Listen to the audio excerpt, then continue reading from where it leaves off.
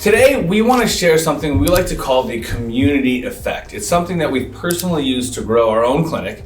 And in this video, we're breaking down how being active in your local community can do wonders for your practice's visibility and reputation.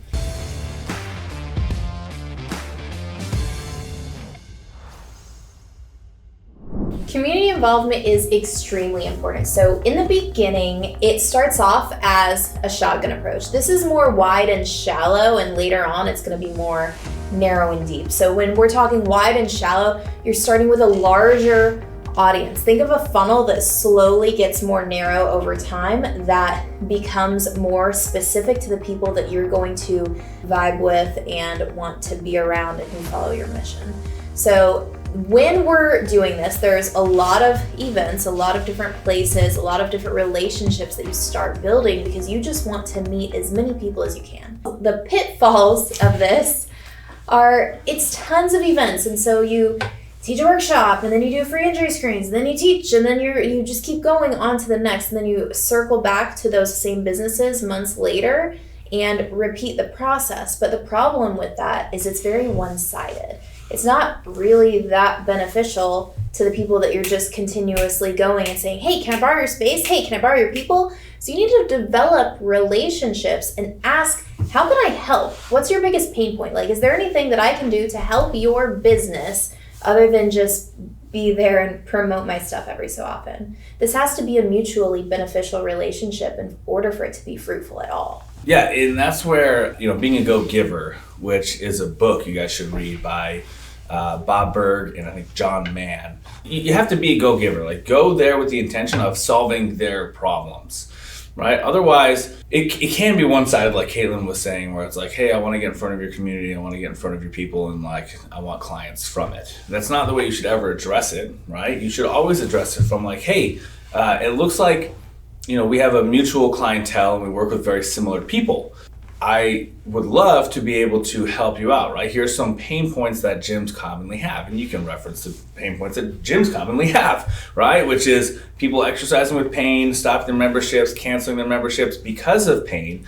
And you can frame it in a way where like, hey, I want to come in, I want to solve these problems, I want to help keep people active in your gym so they are not pausing or canceling their memberships, which then has a direct financial benefit to the gym and it improves their community.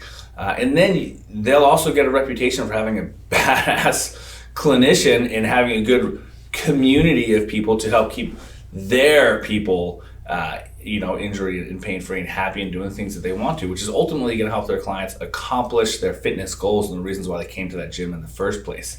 But you have to do it from a space of giving and not a space of like taking or like, hey, just can I come do a workshop for you? No. Like, be interested in them and be like, hey, I've heard great things about you, about your gym from clients. It looks like we have a pretty similar clientele. I'd love to meet and grab coffee, learn more about you and, who you like to help. And so with the shotgun approach, the caveat to this is the entire time you're being a go-giver. You're not just having that problem when you're starting your business and then switching. You're being a go-giver the whole time. You're focusing on a mutually beneficial relationship. You're focusing on nurturing those relationships. But in the beginning, you don't know anybody and nobody knows you, really. And so you have to do that shotgun approach where it's wide and narrow or where it's wide and shallow. And so maybe you're going and getting coffee with a bunch of different business owners. Maybe you're going to networking events and seeing where you match up with these people. And so in the process, you're saying, what can I do for you? How can I help? So as you're going into marketing events, this brings up the how and the what you have to do while you're there.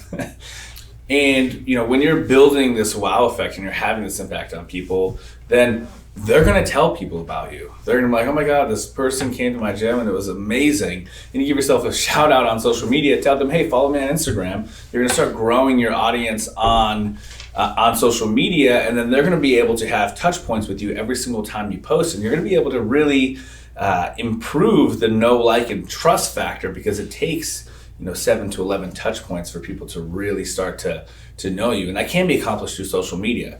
But if you go there and you don't have a wow effect, the exact opposite happens. They're like, oh, this guy came, like, it wasn't that great.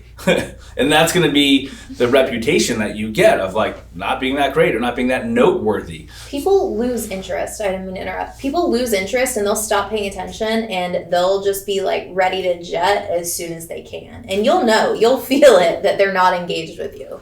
Well, you'll know too because they're just going to leave right at the end or maybe even in the middle, right? And if you do a good job at a workshop, at an event, right, where you're providing value to people, they want to stick around and talk to you afterwards. They have questions. They like come up to you and they tell you that you did a good job and thank you profusely for providing so much information and value. And that gives you an opportunity at the end of whatever the event is to have a call to action, where you can say, hey, listen, if you think that this was great, if this made a difference, I don't know anything about you.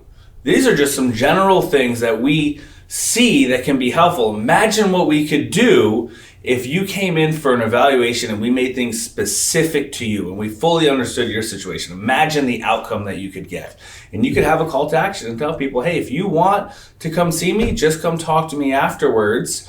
And let's set something up, or have like a QR code where they can schedule a phone call if they got to jet out of there. But it can be massively impactful for your reputation and your revenue. Sidebar, when you're doing this shotgun approach and you have a variety of different people that you're talking to, there's going to be different niches. So maybe there's a yoga place that you've gone to, and maybe there's a CrossFit gym.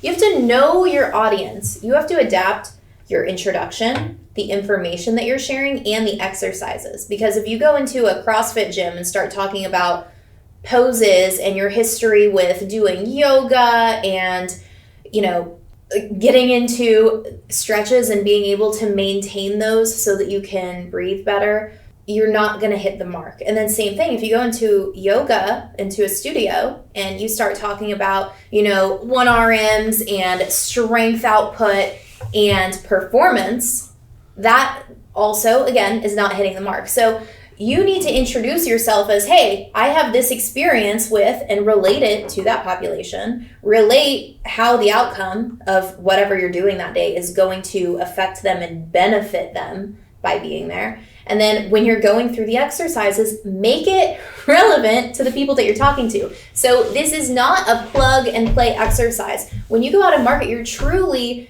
creating value. And so you have to build it on the back end before you even show up. You have to know what you're doing so that it's actually helpful when you go in and you teach these people. Because if you don't plan it out, if you don't make it custom to that group, you're going to go in there and waste everybody's time, and you're going to ruin your reputation in the process. Yeah, and that is like a high level overview, right? When you're going somewhere, if you're not intimately familiar with yoga, you don't have to get into your background with yoga if you don't have one. And you don't have to go in there and say, I don't have a background in yoga, right? A lot of it can also just come down to your speech patterns, the way that you talk, and the way that you're communicating.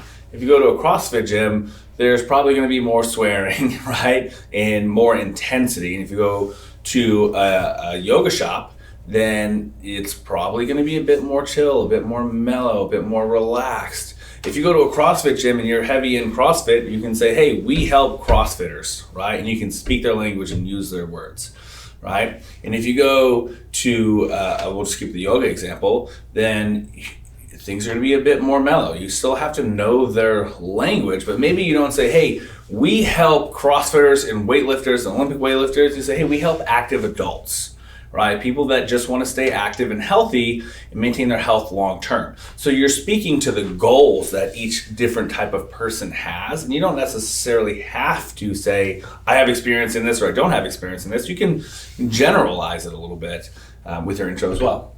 And then when you're no longer in those beginning phases of business, you can start to whittle down the relationships that you have, right? And have your community involvement be to maintain the relationships that you value, right? Instead of trying to be everywhere all at once, you find your people and you just really develop the relationship with them, right? It's better to have a deep, intimate relationship with 5 people than surface level relationships with 30 people.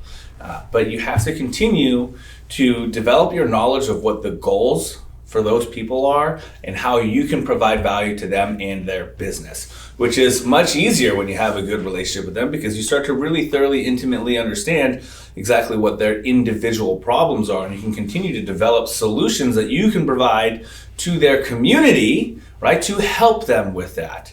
As people become more and more aware of your brand, you're gonna find the good fits, and you're gonna find people that maybe aren't such a great fit or maybe don't even value what you do, right? And the human nature is to try to like prove your value and your worth to those people that aren't so receptive of it. And people tend to put a ton of time down the wrong rabbit hole. Like when people value what you do, like dig into those relationships. Don't waste your time trying to convince somebody of your value.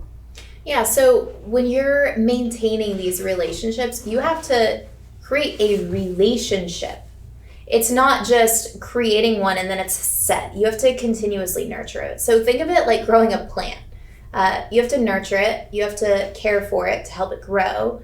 And when you do those things that are good for it, it's healthy and it's fruitful, right? And so the same thing is true when you have these relationships. If it's something that is aligned with both parties and you're working on helping the other person out, you're giving, you're going to grow that relationship and both of you are going to be grateful for it or appreciative of the relationship. And so then you've got each other's backs. So even though the quantity of the people that you can do that for goes down because there's only so much time and you can only do so much nurturing, right? Like if there's coffee dates or, sending text messages back and forth, not that it's extensive.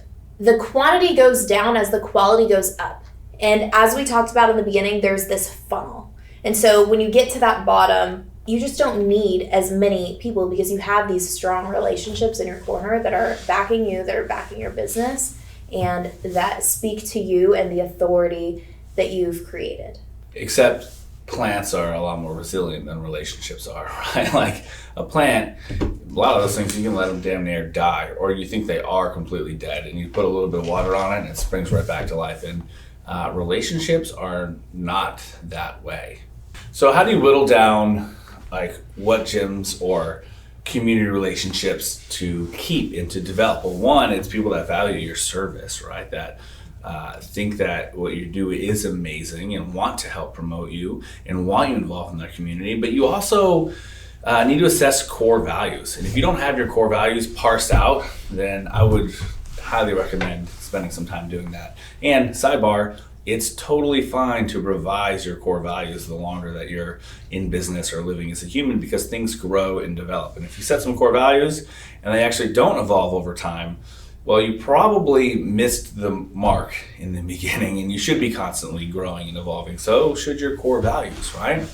So what you'll find is that the people that share similar values and have a common mission that you want to work towards, those are going to be the ones that fit really well. We've had people that we've tried to develop relationships with, gyms, that they said, well, we don't really see the value, besides our members working out without pain.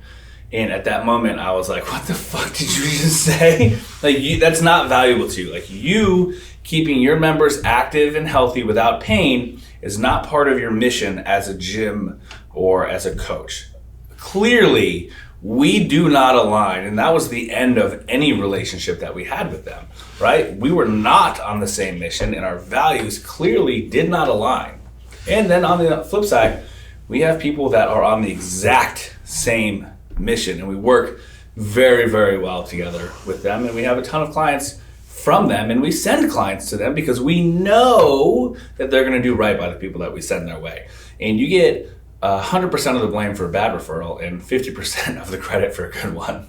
So smaller circles are not bad. It's a more focused approach with the right people that's going to get a better outcome. Yeah, think of it like a dating app, right? If you're on a dating app, then hopefully you have some idea of the type of person that you want to be dating, that you want to have in your life as a partner. And if you don't, well, you're probably gonna have on a bunch of shitty dates, right? You can go out and you can date 1,000 people without being able to assess them for what you want in a person before you go on the date with them. And then you're going to waste a whole bunch of time and a whole lot of your life and have a whole lot of disappointment.